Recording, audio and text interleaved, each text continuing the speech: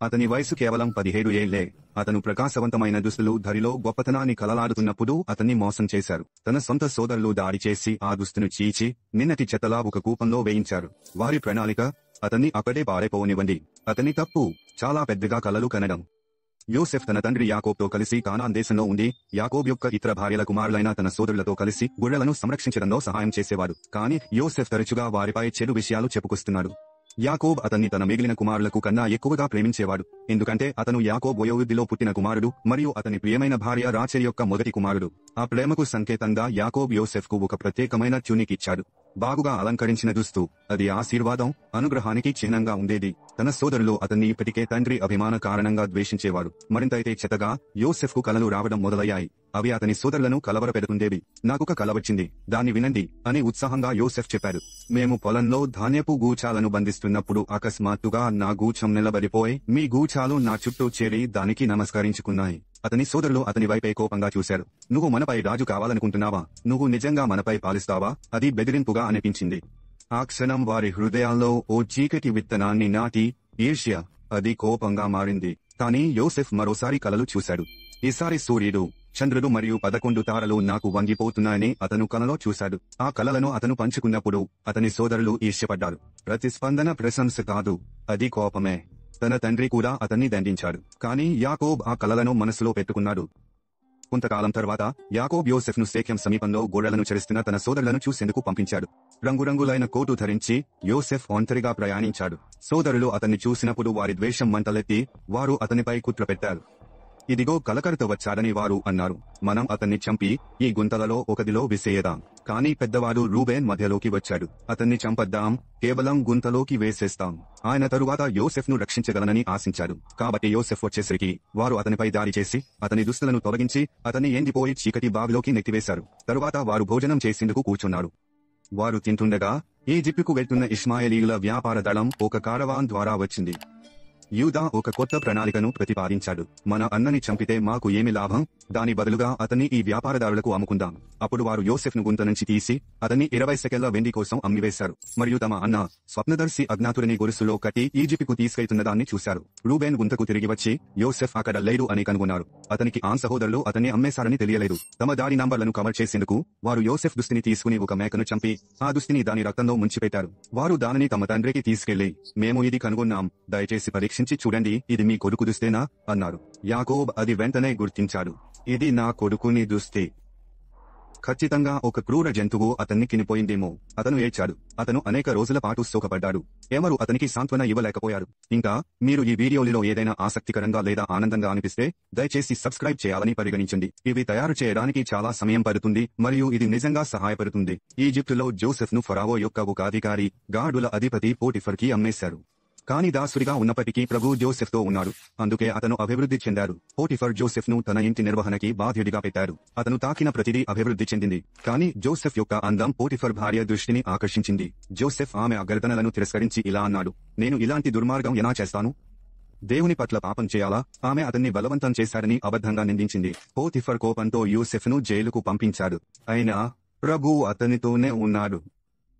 ఒక రాత్రి తమ యజమానిని అపవిత్రం చేసినదని నుంచి జైలులో ఉన్న ఫరావో అధికారుల ఇద్దరికి కలలు వచ్చాయి. వారు ప్రధాన కప్పు సేవకుడు మరియు బేకర్ అయితే వారి కలల అర్థాన్ని ఎవరూ చెప్పలేకపోయారు. అప్పుడే యూసెఫ్ చెప్పాడు, వివరణలు దేవుడికే కాదా? మీ కలలు నాకు చెప్పండి. అతను వారి కలలను వ్యాఖ్యానించాడు. కప్పు సేవకుని కల 3 రోజుల్లో పునరుద్ధరణ అని అర్థమైంది. ఇక బేకరుని కల మరణ శిక్ష అని అర్థమైంది. రెంపే కూడా నిజమయ్యాయి. సరిగ్గా యూసెఫ్ చెప్పినట్లే. యూసెఫ్ కప్పు సేవకుడిని ఉంది, మరి మీరు పునరుద్ధరించబడినప్పుడు నన్ను గుర్తు చేసుకో అని విన్నవించాడు. కానీ కప్పు సేవకుడు అతన్ని మరిచిపోయాడు. ఇంకా 2 సంవత్సరాలు గడిచాయి. దీనికి కాసేపైనా ఫరావోకు కలలు వచ్చాయి. ఆయన మంత్రవేత్తలు వాటిని వివరించలేకపోయారు. అప్పుడే కప్పు సేవకుడు ఆ హెబ్రూ ఖైదీని గుర్తు చేసుకున్నాడు. యోసెఫ్ను పిలిచాడు. నేను చేయలేనంటూ యోసెఫ్ వినమ్రంగా అన్నాడు. కానీ దేవుడు ఫరో కోరుకున్న సమాధానాన్ని ఇస్తాడని యోసెఫ్ వివరించాడు. ఆ 2 కలలు ఒకటే. ఈజిప్టుకు 7 సంవత్సరాల గొప్ప సమృద్ధి రాబోతుంది. ఆ తర్వాత 7 సంవత్సరాల దుర్భిక్ష వస్తుంది. ఫరో మంచి సంవత్సరాలలో ఆహారం నిల్వ చేయడానికి ఒక బుద్ధివంతుడిని నియమిస్తే ఈజిప్టు దుర్భిక్షాన్ని తట్టుకుంటుంది. ఫరో ఆశ్చర్యపోయాడు. మనం ఇలాంటి వ్యక్తిని కనుక్కోవచ్చా? దేవుని ఆత్మ ఎవరిలో ఉంది? యోసెఫ్ను 30 ఏళ్ల వయసులోనే మొత్తం ఈజిప్టులో 2వ అధికారిగా నియమించారు. దుర్భిక్షం వ్యాప్తి చెందిందన్నప్పుడు యాకోబు తన కుమారులను ధాన్యం కొనుగోలు చేయడానికి ఈజిప్టుకు పంపించాడు. బెన్యామిన్ తప్ప. బెన్యామిన్ యోసెఫ్ యొక్క ఏకైక సహజ సోదరుడే. వారు ఈజిప్టు పాలకుడి ముందు నమస్కరించారు. ఆ వ్యక్తి యోసెఫ్ అని వారు తెలియకపోయారు. అతను వారిని వెంటనే గుర్తించాడు. కానీ అనువాదకుడి ద్వారా మాట్లాడి వారి హృదయాలను పరీక్షించాడు. మొదట అతను వారిపై ఆరోపణలు పెట్టారు. మీరు గూఢచరులే. మీరు ఈజిప్ట్ బలహీనతను బయటపెట్టడానికి వచ్చారు. వారు మాటలు మోగిపోతూ నిజాయితీ గల మనుషులమని ప్రమాణించారు. ఒక మనిషికి ఇప్పుడు 10 కుమారులు ఉన్నారు. ఒకప్పుడు అవి 12 ఉండేవి. ఒకరు లేరు అని వారు చెప్తారు. మరియు చిన్నవాడు వెనుకనే మిగిలిపోయాడు. యోసెఫ్ కళ్ళు సన్నగా చేసి చూశాడు. ఆ చిన్నవాడు బెన్యామిన్. అతనేగానే అతని ఏకైక పూర్తి సోదరుడు. అందుకే అతను పరీక్షను మరింతగా ముందుకు నెట్టాడు. మీ చిన్న సోదరుని తీసుకురండి. మీ కథను నిరూపించండి. అతను సిమోను వారి ముందు బంధించి మిగతా వారిని బుట్టాలలో ధాన్యంతో ఇంటికి పంపించాడు.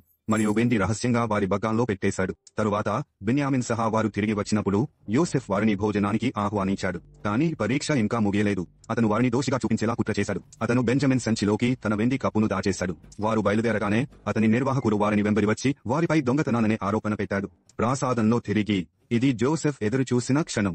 వారు అతని వదిలిపెట్టినట్లే బెంజమిన్ కూడా వదిలిపెడతారా? లేదా కాలం మరియు పశ్చాత్తాపం వారి మనసులను మార్చివేశాయా? అప్పుడే యూదా ముందుకు వచ్చాడు. అతను బదులుగా విన్నవించి, నన్నే తీసుకోండి అన్నాడు. ఆ బాలుడిని ఇంటికి పంపండి. అతను తిరిగి రాకపోతే మన తండ్రి విరహంతో చనిపోతాడని. ఇది ఇకపై ఈర్ష్య స్వరం కాదు. ఇది పశ్చాత్తాప స్వరం. యూదా మాటలతో జోసెఫ్ హృదయం విరిగిపోయింది. అతను అందరినీ గదిని వదిలిపోవమని ఆదేశించాడు. ఈజిప్టు అధికారులు ఆశ్చర్యపోయి నిలిచిపోయారు. కాని వారు ఆదేశాన్ని పాటించారు. కేవలం అతని సోదరులు మాత్రమే మిగిలారు. గందరగోళంలో, ఉత్కంఠలో, నిశ్శబ్దంగా. అప్పుడు జోసెఫ్ వారు ఊహించని మాటలు చెప్పారు. నేనే జోసెఫ్, మీ అన్నను మీరు ఈజిప్ట్కి అమ్మిన వాడిని. నా తండ్రి ఇంకా బతుకున్నారా? నిశ్శబ్దం. వారి ముఖాలు తెల్లబడిపోయాయి. వారు శ్వాస తీసుకోలేక కదలలేకపోయారు. ఈ శక్తిమంతుడైన పాలకుడు వాళ్ళు ద్రోహం చేసి అమ్మిన ఆ అన్నయ్యే. ఆయన ఏడ్చాడు. దగ్గరకి రా, అతను అన్నాడు. భయపడకండి. మీరు దాన్ని చెడ్డదిగా ఉద్దేశించినా దేవుడు దాన్ని మంచికే ఉద్దేశించాడు. కానీ బాధపడకండి. జీవిని సంరక్షించాలని దేవుడు నన్ను మీ ముందుగా పంపించాడు.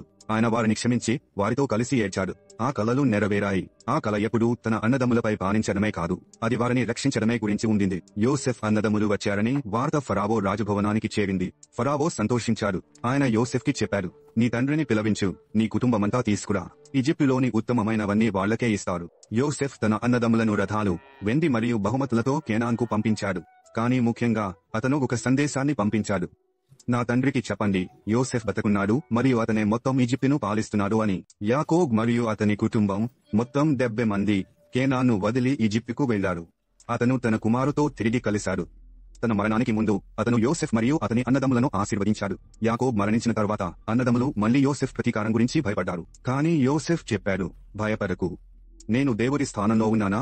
నువ్వు నాకు చెడు చేయాలని భావించావు, కానీ దేవుడు దాన్ని మంచికే ఉపయోగించాడు. ఈ రోజు చేసినట్లే అనేక ప్రాణాలను రక్షించడానికి యోసెఫ్ తన పిల్లలను చూడటానికి జీవించాడు. మరణానికి ముందు ఆయన తన అన్నదమ్ములకి చెప్పాడు, దేవుడు తప్పక మీకు సహాయానికి వస్తాడు. అతను మీరు అబ్రాహాం, ఇస్సాక్, యాకోబుకు వాగ్దానం చేసిన భూమికి తిరిగి తీసుకెళ్తాడు. ఆయన వారిని ప్రమాణం చేయించాడా? దేవుడు వచ్చేటప్పుడు నా ఎముకలను మీతో తీసుకెళ్లిపోవండి. ఆపై యోసెఫ్ ఆ వాగ్దానంపై విశ్వాసంతో శాంతితో మరణించాడు. యోసెఫ్ ఈజిప్టులోనే మరణించగా ఆయన ఎముకలు సమాధిలో కాకుండా ఒక పెట్టెలో పెట్టబడ్డాయి. ఇది కథ ఇంకా ముగియలేదని గుర్తు చేస్తుంది. శతాబ్దాల తర్వాత మోషే ఇజ్రాయెల్ను ఈజిప్టు నుండి బయటికి పెట్టినప్పుడు వారు యోసెఫ్ ఎముకలను తమతోనే తీసుకెళ్లారు. రెడ్ సముద్రం దాటుతూ, ఎడారిలో తోటి, ప్రతి పరీక్షలో, ప్రతి యుద్ధంలో, చివరికి ఆయనను విశ్రాంతికి ఉంచిన రోజు షెక్కెంలోనే, అదే యోసెఫ్ చెప్పిన భూమిలో.